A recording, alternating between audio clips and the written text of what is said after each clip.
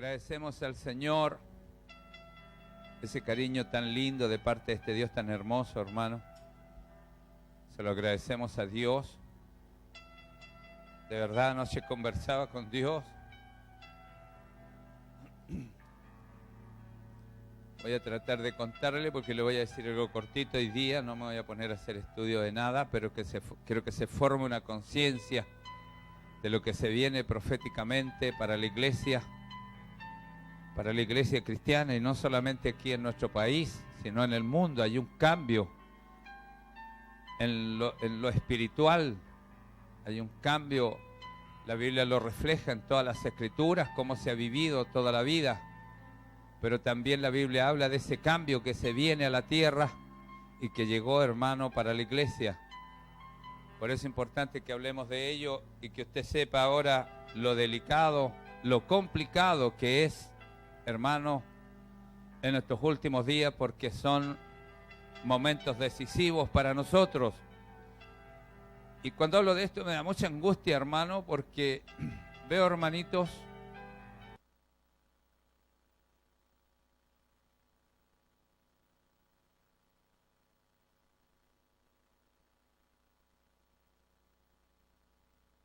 y vivir en el Espíritu no es vivir lleno de emociones, no es vivir diciendo gloria a Dios, aleluya, sino vivir bajo el dibujo que hicimos ayer, que me lo borraron. ¿Bajo el pie de quién? ¿El pie de quién? Del Señor. ¿Lo puede hacer la hermanita de nuevo? El mismo dibujo que me lo borraron. Y me lo pueden poner aquí en una orillita ahí. ¿Ve? Una orilla ahí.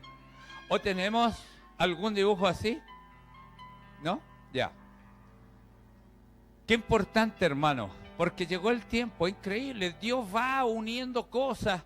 A veces a lo mejor estos jóvenes del coro sacan una alabanza porque creen que la alabanza es bonita y que le va a hacer bien a la iglesia. Pero nadie se imagina lo que Dios está coordinando, cómo Dios lo está haciendo para ir influyendo Dios en nuestros corazones, para ir entregándonos el mensaje y ir aparejando el camino espiritual en nuestras vidas, hermano. Yo me gozo mucho, hermano, de estas canciones que Dios ha estado entregando estos últimos días. Cómo Dios lo está haciendo, hermano, para ir manejando el mensaje espiritual en nosotros. La enseñanza, cómo Dios une todas las cosas, hermano. Tanto la predicación, la alabanza. Yo nunca me pongo de acuerdo con los chiquillos de qué es lo que tienen que cantar y nada, porque no estoy a cargo de eso. Ni me meto en eso, hermano. Pero Dios va aparejando, Dios va haciendo, Dios va poniendo, hermano, y va haciendo en la vida nuestra conforme Él va manejando la vida espiritual de nosotros cuando nos entregamos a Él. Por eso quiero que vayamos a Ezequiel. Vamos al mensaje de hoy entonces. El mensaje de hoy, hermano, le vamos a llamar el día más claro de Dios para la tierra. El día más claro de Dios para la humanidad. Es el día más complicado para la iglesia. No estamos hablando del enojo, de la ira de Dios para el mundo. ¿Ah? Amén. Amén. Estamos en el mensaje, el día más claro de Dios para la tierra. Ezequiel, capítulo 17, versículo 22. En la medida que usted lo encuentre, quiero que se ponga en pie y lo lea conmigo. Ezequiel, capítulo 17, versículo 22.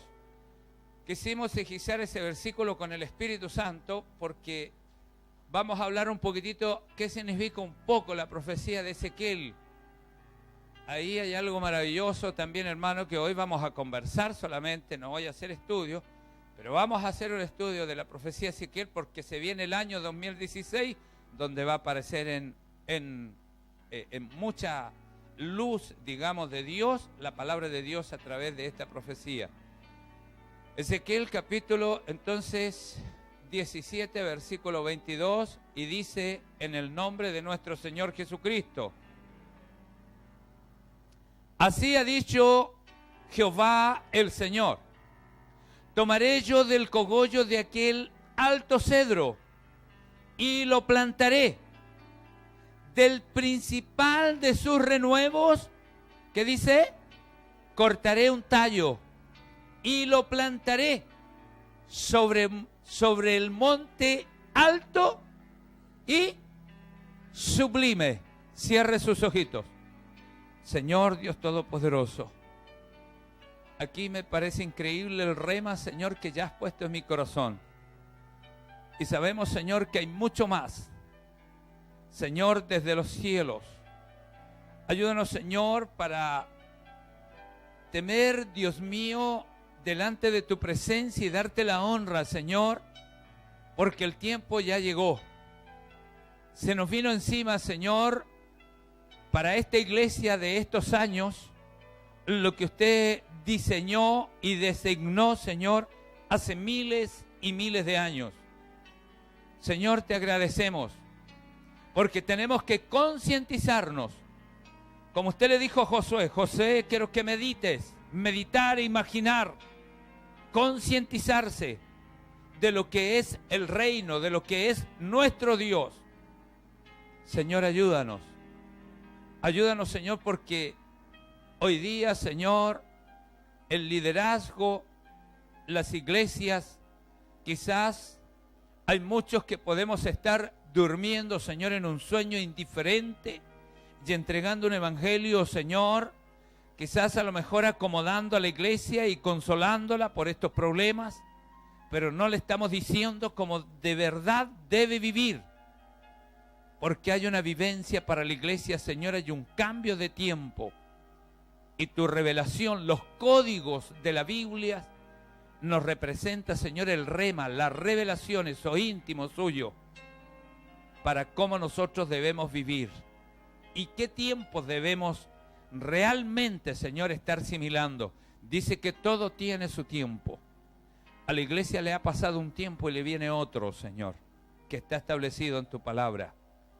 Señor Dios Todopoderoso, rogamos tu gloriosa bendición. Agradecemos con mucho cariño, Señor, lo que usted nos da, que desde los cielos, Señor, estamos comunicados con ustedes allá arriba, Señor, y nos están mandando los mensajes, nos están diciendo lo que se nos viene encima y cómo debemos vivir y cómo debemos pensar y estar para lo que se viene ahora. Dios Todopoderoso, rogamos tu gran bendición sobre cada vida, cada mente y cada corazón, en el nombre de Jesús de Nazaret. ¿Cuántos dicen amén? ¿Cuántos dicen amén al Señor? Denle la gloria a Dios. Gloria a Dios, gloria a Dios, gloria a Dios para siempre. Tome asiento, hermanito.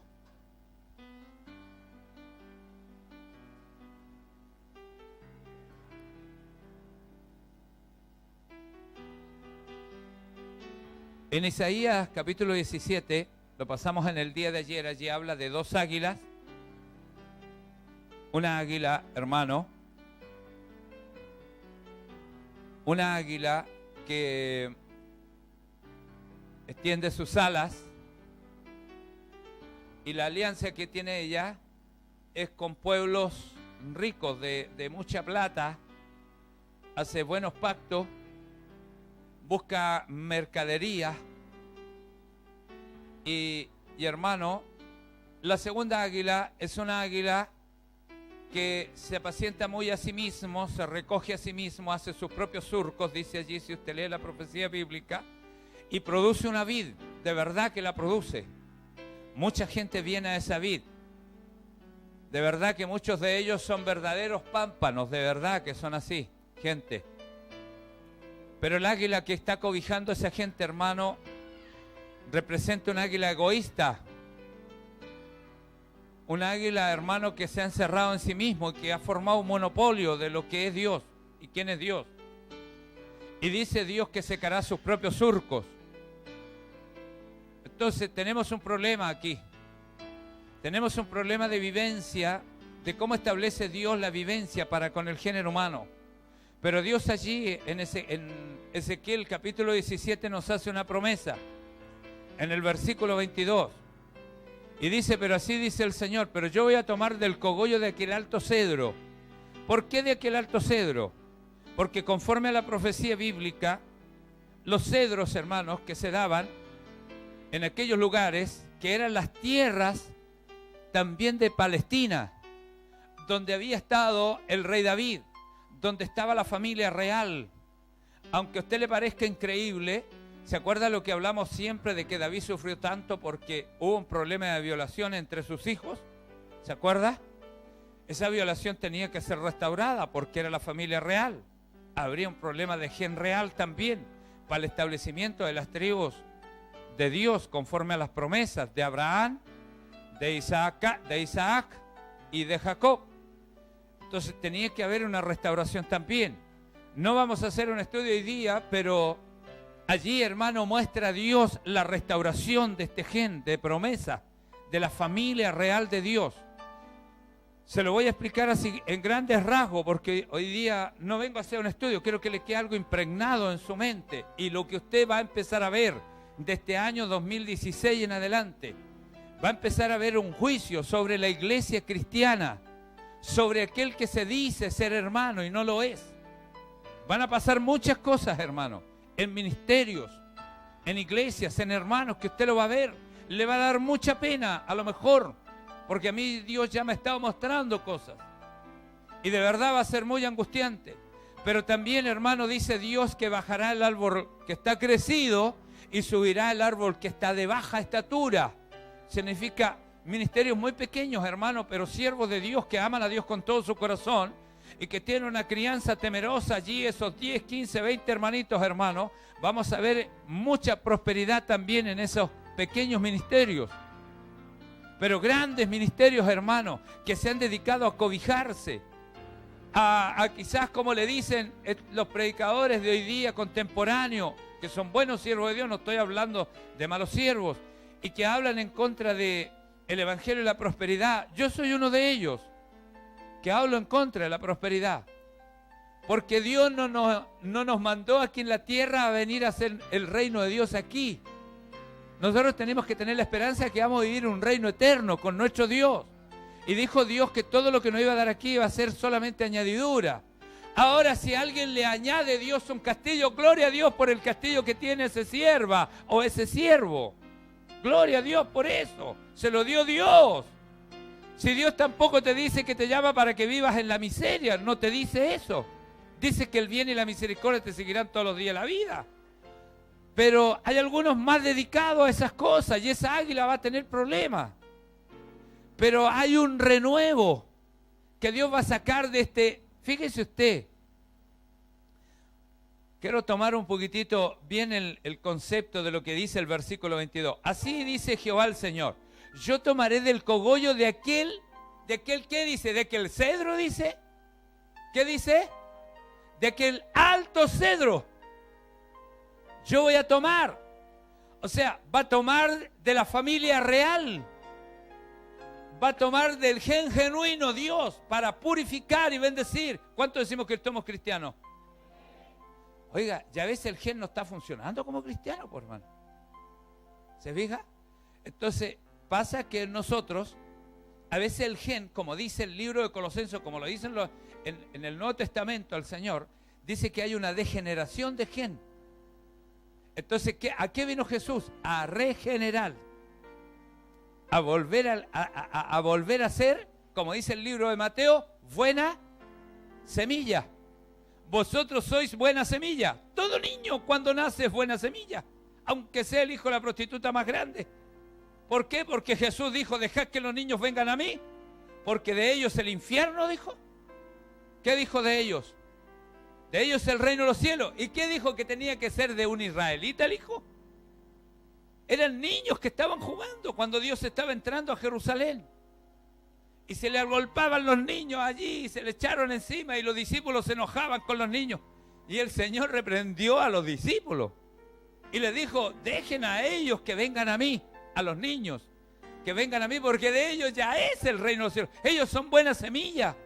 Nosotros nos degeneramos por el sistema de vida que hay aquí abajo. Y el mal nos asedia, el pecado nos asedia. Entonces, escúcheme bien lo que le voy a decir. Por eso es importante las profecías bíblicas, que no me voy a poner a hablar de todas las profecías bíblicas, hermano, pero la Biblia nos profetiza en muchas partes de ella que el juicio comenzará por la iglesia. Comienza por su pueblo, por los de él. Porque la Biblia habla, fíjese usted cómo es la iglesia. Mateo capítulo 25. El reino de los cielos es semejante ¿a qué? A 10 vírgenes. ¿Y cómo son? Buenos y malos. Hablemos así de simple. Convertidos y chancaos. Así de simple. Dice que el reino de los cielos es semejante a esa red que sacan del mar y sacan todo tipo de peces, dice. Y los que no sirven, dice la Biblia, ¿a dónde vuelven? Al mundo, al mar. ¿Se fija cómo es la iglesia? Así es. Pero Dios dice en la Biblia que viene a buscar una iglesia que no es así. Y que en algún minuto Dios va a cambiar de política. Porque estas políticas que le estoy hablando, véala en muchas partes en la Biblia, en sus parábolas. Así está hecha la iglesia. De todo tipo de gente. Pero Dios comienza a purificar en algún minuto. Porque Él viene a buscar una iglesia sin mancha y sin arrugas. Si nosotros vemos aquí en la profecía bíblica, en el libro de Ezequiel, hermano, aquí entrega toda la vida del género humano para la iglesia. Es importante, el día de mañana la vamos a estudiar completo, Ezequiel 17, ya que eso nos dio en el cumpleaños el día de ayer. Porque no era la palabra que yo iba a leer. Estuve 1 mes y medio trabajando en una palabra, tenía muy claro el mensaje, doy gracias a Dios, que el mensaje, hermano, el mensaje que yo tenía en mi corazón lo tenía más ejizado hacia la sociedad, pero lo mismo, pero más social. No, y el Señor me dijo, el problema es con mi iglesia para el año 2016. La sociedad se sigue corrompiendo, ya esto comenzó, esto no va a parar, pero ahora comienza Dios con la iglesia. Hermanitos lindos, la advertencia que nos hace Dios, tenemos tiempo de examinarnos y de mirarnos en un espejo que está aquí en la palabra del Señor y de ver cómo estamos viviendo, qué compromiso tenemos con Dios, cuántos años hace que servimos a Dios, cuántos años hace que conocemos a Dios, porque algunos conocen a Dios solamente, van a una iglesia, escuchan palabra de Dios, pero no les sirven. Al contrario, se sirven de Dios. Dios sáname, Dios ayúdame, Dios encuéntrame trabajo, Dios ayuda a mi familia. Total que Dios es el Perkin de la vida de nosotros. Pero Dios nos dice, quiero que me hagas esto. No, Señor, es que tengo problemas, que el trabajo, que la familia, que esto, que lo otro, que la enfermedad. Y nunca servimos a Dios, por hermano. Porque nunca nos convertimos en obreros. ¿Y quién va a ser el digno del salario? Dice la Biblia, la obrería, el que trabaja, coma, y el que no trabaja. Y algunos creen que trabajar es hablar. Oiga, dice la Biblia, lo establece, que por palabrería le hacemos la pregunta a los hermanos, le dice, ¿para qué está hecha la institución de Jesús en la tierra? Que Dios les llama a través de la Biblia, iglesia del Señor. ¿Para qué está hecha? Y todos gritábamos, ¿se acuerda? Cuando no conocíamos lo que la palabra nos dice, decíamos, para predicar la palabra, decían. La iglesia no está hecha para eso. La iglesia tiene una de las órdenes que Dios da, es esa. Pero da varias órdenes ahí. Pero la iglesia está hecha con un solo propósito. ¿Y qué es lo que es? ¿Lo sabe usted ahora? Salvar almas. Para eso está hecha la iglesia. Y hemos visto a través de la Biblia que Dios salva almas sin hablar.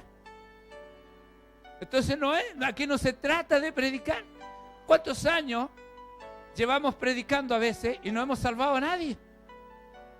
Ya hay gente, hermano, que ama tanto a su vecino, que ama tanto a su compañero de trabajo, a su compañero de colegio, que ya llegaron con él a la iglesia y aceptó a Jesucristo.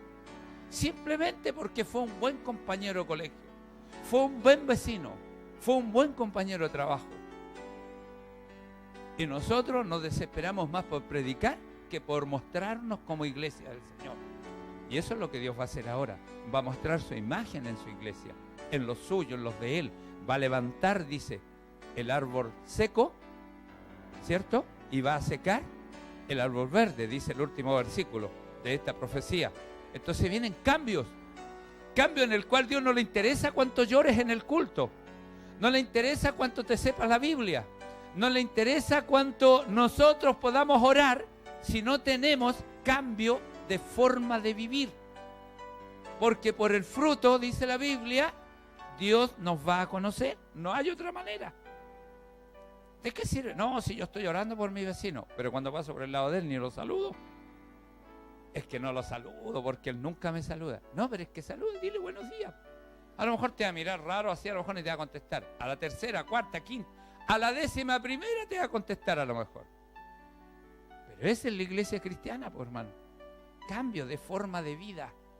No es un tema de cuánto yo sé de Dios. Porque alguien me decía a mí, ¿cómo lo hacían antes? Cuando a lo mejor en una iglesia que había muy poco conocimiento, o en lugares, hermanos, donde solamente tienen una noción de que vino alguien a la tierra, murió en una cruz, murió por ellos, y lo aceptaron, y fue todo porque no sabían mucho de Biblia, ni sabían leer ni escribir. Pero ¿saben lo que hicieron? Que se cambiaron. Conversión significa que yo voy caminando hacia un lugar, y cuando Dios me dice que me convierta, y la Biblia dice, Juan el Bautista lo dice, y Juan también lo dice, haced frutos, ¿qué dice? Dignos de arrepentimiento, frutos, cambios, hechos. ¿Se fija? No palabra. La Biblia dice, venir a mí con... ¿Dónde tengo un labio? ¿Tengo un labio, no? ¿Me prestan el plumón? Arriba. Mire, voy a ponerle aquí lo que dice la Biblia sobre la oración, sobre el hablar. ¿Qué dice? Venir a mí con oración. Oración. Oración. ¿Qué después dice? Acción. ¿Ah? Venir a mí con oración y acción ¿de qué? De gracia. Esa es la oración que pide Dios, ¿cierto? Ya, vamos a abulirla más. Oración, ¿qué es lo que es? Conversación. ¿Ah? Conversación. Acción, ¿qué es lo que es? Obrar. Obra. O hacer. ¿Qué significa de gracia? Amor. Amén. Ahí están los significados. Quiero que conversemos, que hagamos con amor. Significa que todo tú lo que haces en el Señor, nadie te lo paga. Simplemente es por amor a Dios. ¿De qué le sirve al Señor que vivamos hablando? Que hagamos 1 hora de oración, 10 horas de oración. Yo fui muy bueno para orar, hermano. Yo nací en una iglesia donde se oraba 6, 8. Llegué a orar 10 horas sin levantarme del suelo. 10 horas. Hágame esa y media docenecilla. ¿Ah? Tenía que haber salido volando como cohete, por hermano. Cuando empecé a entender esto, cambió mi vida. Porque por palabrería nadie será escuchado, por hermano. Ya hay líderes que enseñan que por la cantidad de lapso que estén hincados es como que son más espirituales. No, si la espiritualidad es comunicación. Espíritu, hálito, aliento, soplo. ¿Ah? Viento, neumo en griego. De arriba te están soplando, no te vayas por ahí. No hagáis eso. Hay comunicación y uno está atento. Sed lleno de mi Espíritu Santo, de mi comunicación. El ángel que te guarda, que está contigo, el ángel de Jehová. Le hemos llamado Espíritu Santo conforme a los masoretas 400 años después. ¿Por qué? Porque Él es el que nos trae Espíritu Santo del cielo. Él nos trae la voz genuina. El ángel habla, pero ¿qué trae? Espíritu Santo. ¿Qué significa santo? Algunos creen que ayuno y oración. Eso no significa santo. Santo significa único. Único. Eso significa santo. Sed santo porque yo soy santo, dice el Señor. ¿Cierto? Sean únicos. Entonces, como la política de vida que usted debe aprender a vivir conforme dice la Biblia, así quiere Dios que vivamos, no como se vive allá afuera. Porque así vive Dios. Si alguien no aprende a vivir como se vive en los cielos aquí en la Biblia, no se puede ir a los cielos, que pase metido en la iglesia y se haga 40 horas de oraciones diarias. No le sirve. Por eso es el cambio que viene ahora para la iglesia. Un cambio de una iglesia religiosa. Una iglesia a lo mejor como los Efesos. Los Efesos todo perfecto, todo bueno, pero se están quedando aquí abajo porque habían perdido algo. ¿Qué habían perdido? Su primer amor. ¿Y qué es el primer amor? En una sola palabra, relación. Pierden la relación. Hay papás que hacen todo por sus hijos. Le dan buenos estudios. A la esposa le tienen una buena casa, hartas lucas para que salga a comprar al mall, haga lo que quiera, autos para todos los chiquillos. Yo conozco la historia de alguien, hace muchos años atrás pasó esto, 15 años atrás más o menos que conozco esta historia, fue alguien así, un clorero, se esforzó por su familia, oiga, logró tener la empresa más increíble y poderosa de este país, micros, camiones, después de andar vendiendo cloro, hermano, en un triciclo. A la esposa no le tenía una casa, le tenía un palacio. Los hijos, los mejores colegios, los mejores autos. De chico, hermano, apenas cumplieron su mayoría de edad, autos para que fueran a las mejores universidades. Se amanecía en sus fábricas él, con sus camiones, con los choferes. Él vivía metido en los problemas de sus situaciones de trabajo. Y un día llegó a la casa y la mujer estaba acostada con uno de los choferes de su bus. Y se fue con el chofer. Los hijos no les importó mucho. No les importó mucho. Pucha, mi papá está sufriendo. Mi mamá se fue con otra persona. ¿Por qué? Porque se había perdido, ¿qué? La relación. Muchas veces todos dicen hacer lo mejor para Dios. Pero ¿qué pasa con mi relación? Si cuando estoy almorzando también estoy almorzando con Él. Si cuando salgo a comprar al mall también voy con Él. ¿Lo tomo en cuenta? ¿Me relaciono con Él en mis diligencias? ¿Quiere Dios que vaya para allá, que haga esto, que haga lo otro? ¿Le digo a Dios, Señor, ¿estás de acuerdo conmigo en esto? ¿O algo que está en mi corazón? ¿O llego y vivo mi vida nomás y cuando necesito de Dios, ¡pum!, me voy ahí al lado de Él? ¿Ah? Y hago como esa segunda águila, que todo lo acapara para sí mismo, y hace buenos surcos, buenas cosas y logra una gran vida. Una buena relación, o sea, un buen manejo con Dios, pero mala relación. Pero Dios quiere relacionarse porque Él necesita que el gen de este cedro que está en lo alto, proféticamente, o podríamos decir, literalmente en la profecía bíblica, habían en aquellos lugares de los sectores de Palestina grandes montañas y allí se daban preciosos cedros. Allí es donde también a una de las águilas que Dios la trata como la que hace como de mercaderes con este tema, es sobre todos estos negocios que ellos tenían con estos cedros, porque para aquellos años era muy caro el mástil de cedro y hacían grandes barcos, grandes mástiles para hacer toda esta, porque era como ser empresario de buses, por mano algo parecido a lo que le pasó a este otro caballero. Entonces, hay iglesia, hermano, espiritualmente para nosotros como iglesia, estamos muchas veces, hermano, más preocupados o ocupados, por eso yo le he dicho toda la vida a los líderes que hay al lado mío, a los pastores, diáconos, oficiales que están a mi lado, todo lo que hagan en este ministerio es más importante la gente que lo que hagan. No me interesa si tenemos una carpa aquí, hermano. Pero si esto está con gente que ama a Dios y soportan y estamos allí esperando la venida del Señor.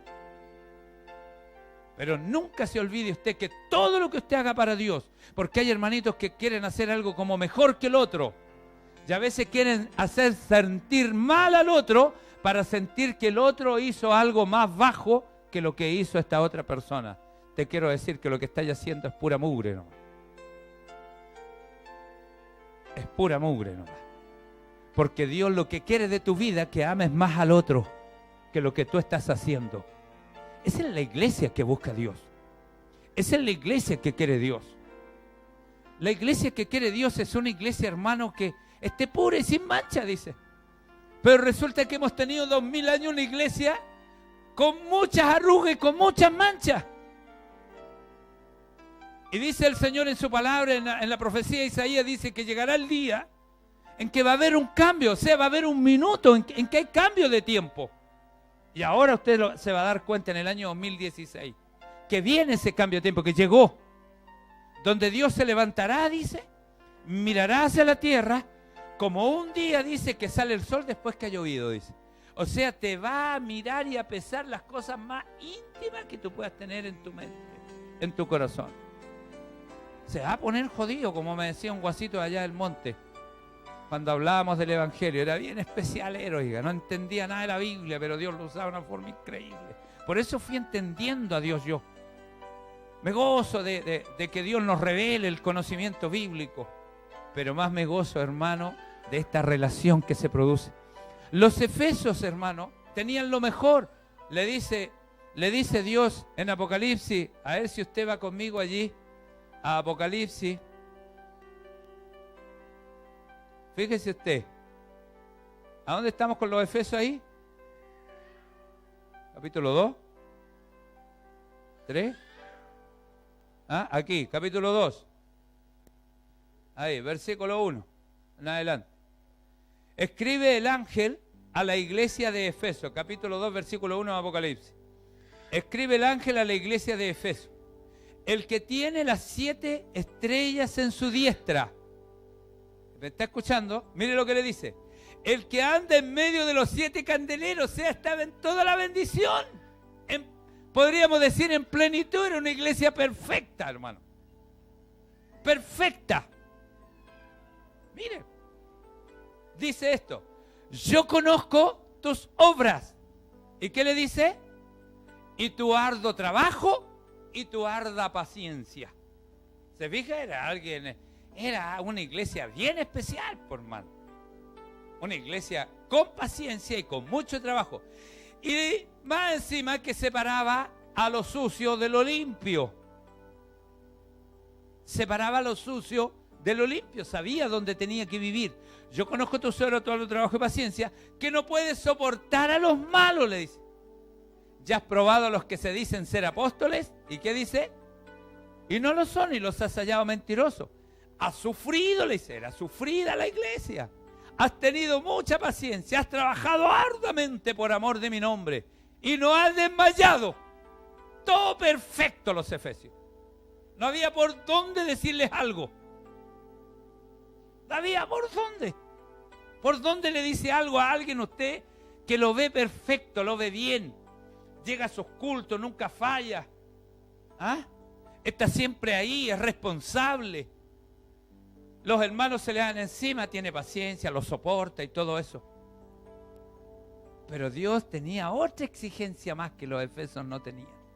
Y ese es el olor que está llegando, que muchos hermanos lo han ido notando aquí en el ministerio. Está llegando un olor en los cultos, ¿se fija? Ese olor que quiere Dios de nosotros. Nos hemos esforzado, hermano, somos una iglesia chica, por hacer las cosas bien, por hacer lo mejor posible, por tratar de tener todo, hermano. Nos hemos esforzado. A lo mejor queremos ser como los efesios en ese sentido. Pero los efesios tenían un problema. Habían perdido, ¿qué le dice? ¿Lo leímos? Habían perdido su primer amor. Y le dice el Señor, siendo sufrida en el versículo 3, teniendo paciencia, has trabajado arduamente por amor de mi nombre y no has desmayado, iglesia mía. Pero tengo contra ti, ¿qué le dice? Tu relación. Se la han aprendido por libro los hermanos evangélicos. Lo que debemos decir, lo que debemos hacer, cómo debemos portarnos en la iglesia. Pero nos hemos olvidado de que Dios está vivo.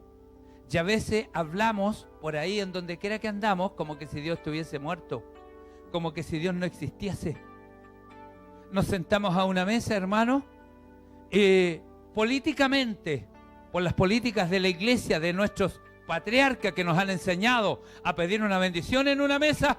Cerramos los ojos, Padre Celestial, en el nombre de Jesús, te pedimos la bendición por estos alimentos. Bendice a los que no tienen. Amén, amén. Y se sienten con sus conciencias bien. ¿Sabe, hermano? A veces la hago corta yo en mis bendiciones. Normalmente me reprenden un poquito en mi familia porque yo oro prácticamente. Y lo he hecho durante 35 años igual. Porque yo le doy gracias a Dios. ¿Y sabe por qué se me alarga ahora? Porque pienso en la gente del Medio Oriente, en estos refugiados. Eso me tiene muy dolido. Y cada vez que pido la bendición por el alimento estoy pensando en esos niñitos. Que no sé si comerán todos los días algo, si probarán un pedazo de pan, porque han muerto muchos, y ellos no entienden, ellos simplemente creen que así es la vida, porque son niños, ellos no piensan tampoco, ellos no ven que este gobierno, que lo otro, que la situación, ellos no piensan eso, ellos viven nomás hasta donde lleguen. Si se alcanzan a reír, se ríen. Si tienen mucha hambre, van a estar medios tristes. O lloran. Pero así creen que es la vida. ¿Se fija? Eso es falta de relación, falta de sentimiento.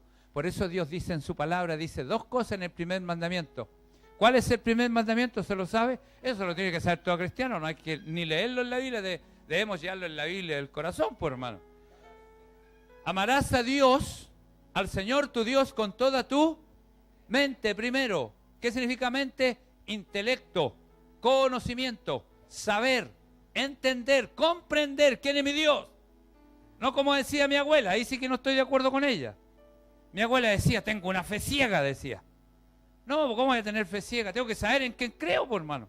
Tengo que mirar, saber, comprender, entender. Por eso la Biblia dice, no dice lean la Biblia, las Sagradas Escrituras, dice escudriñar. ¿Qué significa escudriñar? Investigar, buscar en historia. La misma Biblia dice, recuerden las cosas antiguas. Yo debo ir a las historias antiguas para comprender las cosas y las profecías de hoy. Son obligaciones de la iglesia para entender y comprender. Entonces, cuando Dios nos dice a nosotros, hermano, que debemos escudriñar, cuando Dios nos dice a nosotros que somos, hermano, una iglesia, hermanitos lindos, que debemos nosotros procurar esa relación, eso es de nuestra intimidad. Eso es lo íntimo de nuestra relación. A lo mejor podemos hacer todas las cosas bien, pero hay un problema que nos está dejando aquí abajo. Por eso Proverbio dice, yo amo a los que me aman. Siempre hemos dicho, Dios no hace excepción de personas en la salvación, en llevar gente a la salvación. Por eso los contextos bíblicos hay que ponerlos en su contexto. Dios no hace excepción de personas para que todos procedan a la salvación, dice la Biblia, todos. A ninguno Dios le dice, no, a ti no te voy a dejar conocer la salvación. No, todos tienen la oportunidad de conocerla. Pero una vez que la conocemos, Dios allí mira con lupa y dice, a ver, ¿quiénes son los que me aman? ¿Ah? ¿Cuántos matrimonios sufren, hermano? Niños que pasan hambre, hombres que se esfuerzan por trabajo, hermano, y lloran y gimen por tratar de sus hogares adelante, fracasan, mujeres que quedan solas con sus hijos y no hayan qué hacer con ellos. Hermanitos lindos, escúchame. Dice la Biblia que Dios se duele de ver sufrir al hombre. Por eso cuando pasé el tema, ¿se acuerda que hice un dibujo que voy a hablar de este pie de nuevo? Cuando hice el dibujo de los 3 lugares en que nosotros vivimos en esta tierra, el mundo de Dios, el mundo humanista y el mundo satánico, ¿se acuerda? Y el mundo humanista era el más hermoso. El mundo satánico, hermano, el más mentiroso, y el mundo de Dios era el más difícil. Entonces casi nadie quiere vivir ahí, porque veíamos las dificultades que se producen ahí.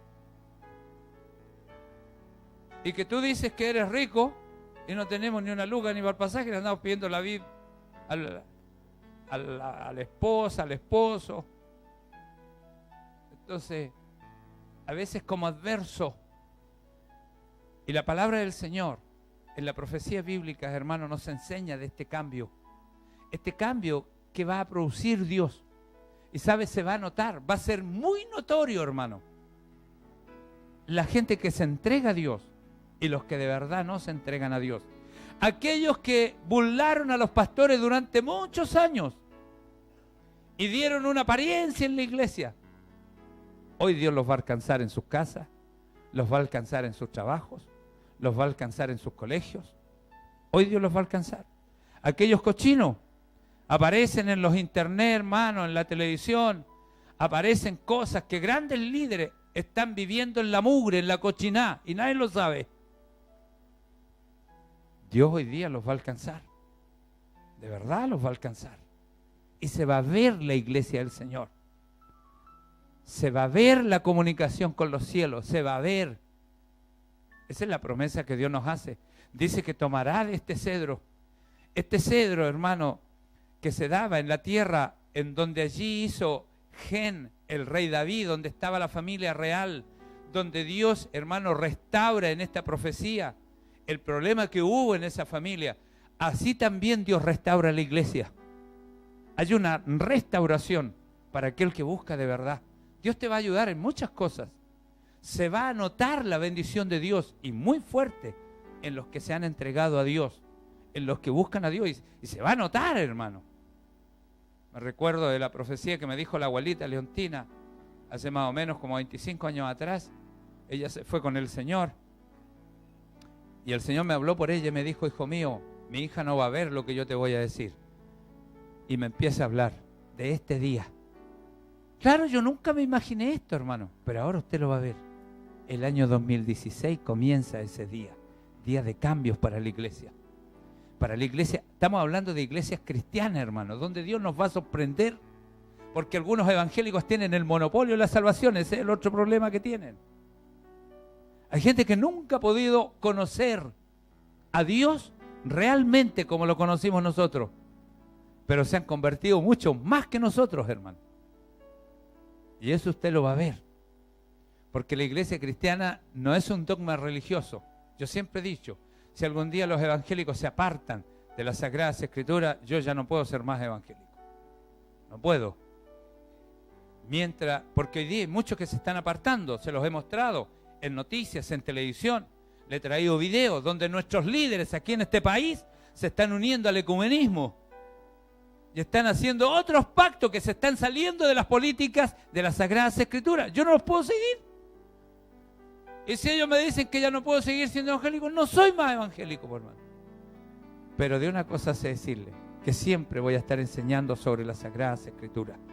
El camino, el conocer, el saber, el entender qué es lo que es Dios, quién es Dios y cómo Dios.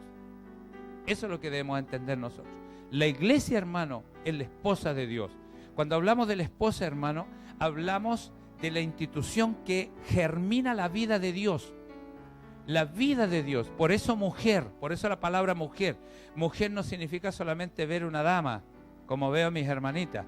Mujer es lo que ovula la vida de Dios. Por eso cuando en Apocalipsis le dice Dios a Juan: Juan, te mostraré la desposada, la esposa del Cordero. ¿Y qué le muestra allí? Léalo.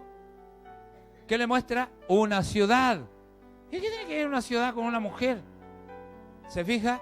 Entonces, a lo mejor todos hemos visto la palabra mujer como mujer, no más. Pero no la hemos visto en la etimología bíblica.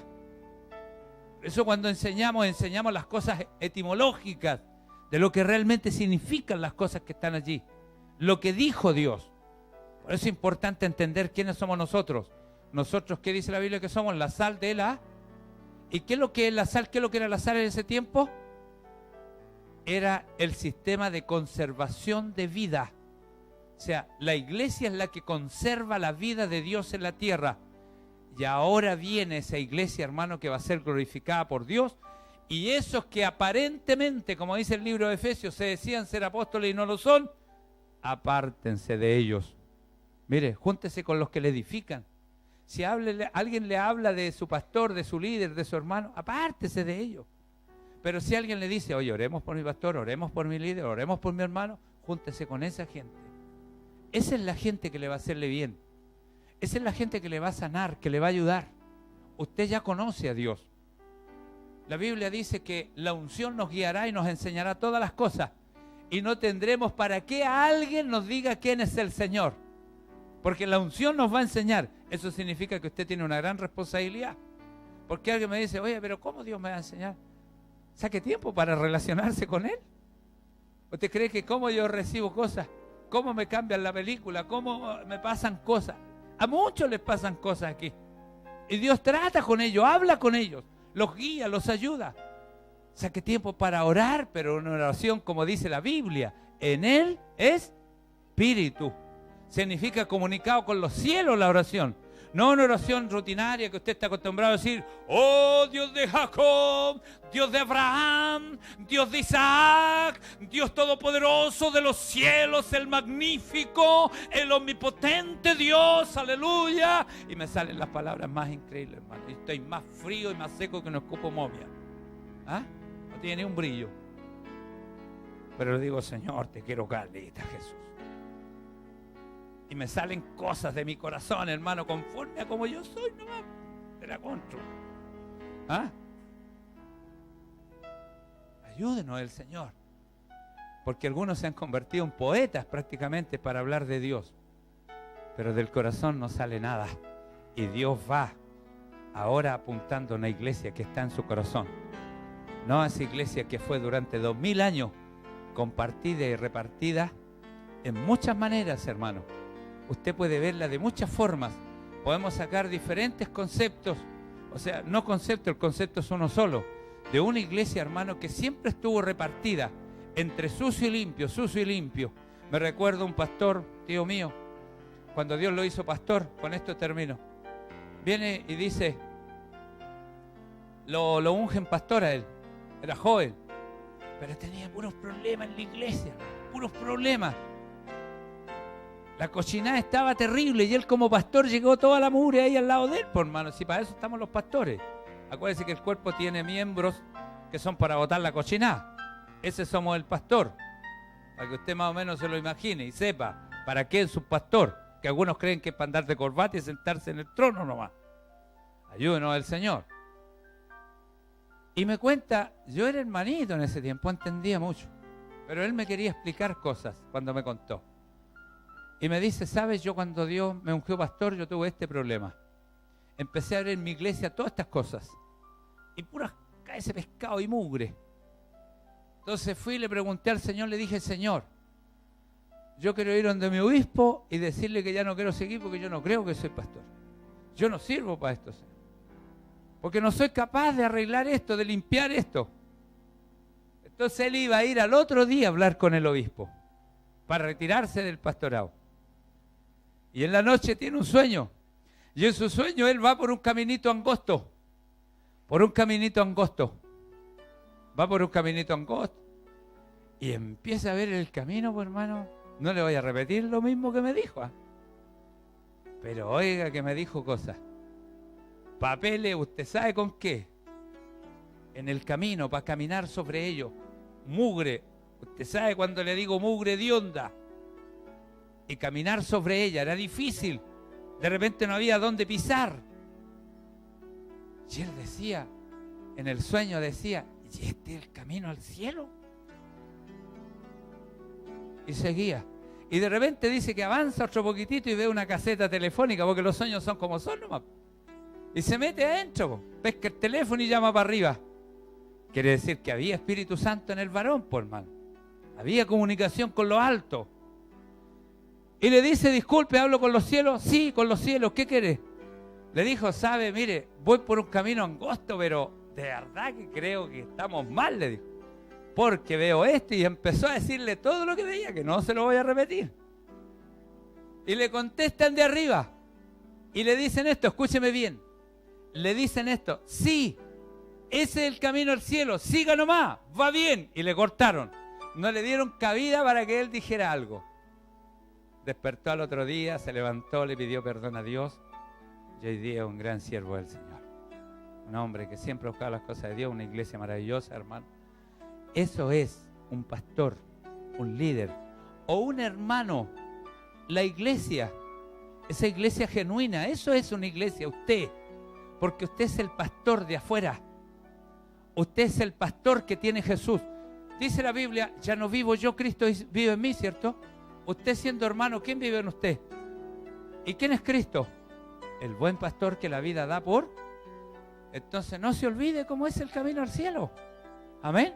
Dios necesita una iglesia capacitada, que pueda caminar por el camino al cielo, que tenga esa capacidad. Ayúdenos el Señor. Se lo voy a mostrar en los estudios que vamos a tener más adelante a través de la Biblia. ¿Cómo es el camino al cielo, hermano? Y el cambio que hay de día. Se lo voy a mostrar proféticamente a través de la Sagrada Escritura, cómo Dios lo ha hecho. Hoy Dios viene a buscar una iglesia sin arruga y sin mancha. Bueno, y si estamos mit y mota, no nos va a servir. Yo me voy a quedar aquí abajo, yo voy a ser el más complicado, por hermano. Porque resulta que la culpa toda me la echan a mí, y yo siempre digo, échenme la culpa a mí. ¿Ah? Entonces, ¿qué necesito yo como pastor que haga Dios? Que traiga el arnero nomás, que purifique, que limpie. Yo me quiero ir al cielo. Yo quiero buscar mi relación con Dios. Yo soy el más interesado, así que ocúpense los pastores, amén. No sigan una vida así nomás que tirando el manito para todos lados. No, los pastores debemos ocuparnos, debemos tener ese cuidado. Ayúdenos el Señor. Amén. Amén, mi pastor David. Mi pastor David Vázquez. Ya miré a mi pastor David Montesino. Ahora miro a mi pastora Silvia. Hay que estar ahí, de verdad. Y usted como pastor del mundo, porque usted es el pastor del mundo, en usted vive Cristo. ¿Cuál es su conciencia? ¿Cómo va a vivir? Por eso viene este alnero, por hermano. Por eso viene este día claro, como día de lluvia, que sale el sol después de una lluvia. Amén. Ayúdenos el Señor. ¿Cuántos dicen amén? Póngase en pie, hermanito. Quiero que antes que cierre sus ojitos, te mire ese dibujo. Usted mire ese dibujo. En ese dibujo se ve la tierra aquí abajo. Este es el pie de Dios. Y aquí estamos nosotros, debajo del pie de Dios. La Biblia habla que la tierra es el estrado de ¿qué dice? De los pies de Dios. Amén. O sea, ¿dónde está parado Dios? Aquí. Aquí está parado Dios. Aquí están sus pies. En otra profecía bíblica, que no vamos a hablar de profecías hoy día, pero habla de que las faldas del sacerdote están cubriendo aquí abajo la tierra. Lo último de la falda protege aquí. Lo último de la tierra, hermano. Sus pies. Lo último de Dios aquí abajo está aquí con nosotros. Y aquí estamos parados nosotros. ¿Y cómo dice la canción, Leito? Dímelo nomás. ¿A dónde está el Leito? ¿A dónde se me fue? Allá. ¿Podéis tomar el micrófono ahí o hablar fuerte? ¿Cómo dice la canción de los pies? Callen todos, por favor.